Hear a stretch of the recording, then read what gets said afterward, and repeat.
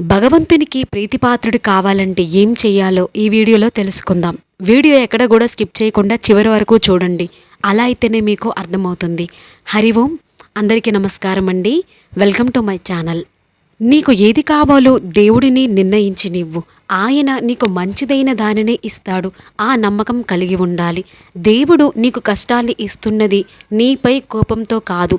ఆ విధంగా నీ కర్మఫలశేషం త్వరగా ముగించి నిన్ను ఉద్ధరిద్దామని అనేది గ్రహించు.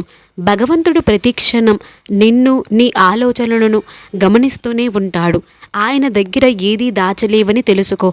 జవాబుదారీతనం కలిగి ఉండు. మనిషి జీవితంలో తరువాత అంటూ ఏదీ లేదు. ఉన్నదంతా ఈ క్షణమే. కనుక ఎప్పుడే నీకున్న సమయాన్ని మంచి పనులు చేయుటకు ఉపయోగించుకో. ఆయనకు నచ్చుతుంది అని పనులు చేస్తూ ఉండు. నిన్ను చెడుత్రోవ పట్టించే శక్తులు నీ దగ్గరే, నీ చెంతనే ఉంటూ నీ చుట్టూనే తిరుగుతూ ఉంటాయి. వాటి మాయలో చిక్కుకొనకు. దీని నిమిత్తం ఎల్లప్పుడూ దేవుడిని శరణు వేడాలి.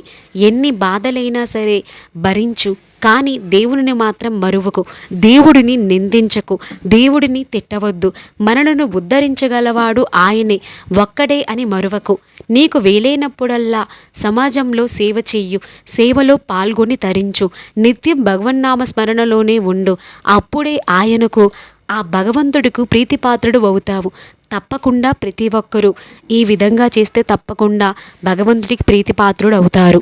మీకు నచ్చిన ఏ భగవంతుడి నామాన్నైనా సరే జపిస్తూ ఉండవచ్చు. నిత్యం మీకు వీలు కాకపోయినా మీరు ఏ పని చేస్తున్నారో ఆ పనిలో లీనమయ్యి మనసులో భగవంతుడి యొక్క స్మరణని చేస్తే తప్పకుండా మీరు చేసే పని మీకు ఇష్టం అవుతుంది.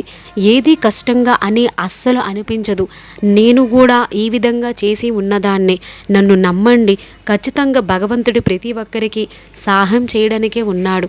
కాకపోతే మనము భగవంతుణ్ణి ఆర్తితో ప్రార్థించాలి, అంతే. ఈ వీడియో నేను ఏ విధంగా ఎక్స్ప్లెయిన్ చేశానో నాకు కామెంట్ అయితే చేయండి. వీడియో నచ్చితే తప్పకుండా లైక్ చేయండి, షేర్ చేయండి. ఇలాంటివి మరెన్నో వీడియోస్ మీరు చూడడానికి నా ఛానల్ని సబ్స్క్రైబ్ కూడా చేసుకోండి. సాయినాథాయ నమః. ధన్యవాదములు.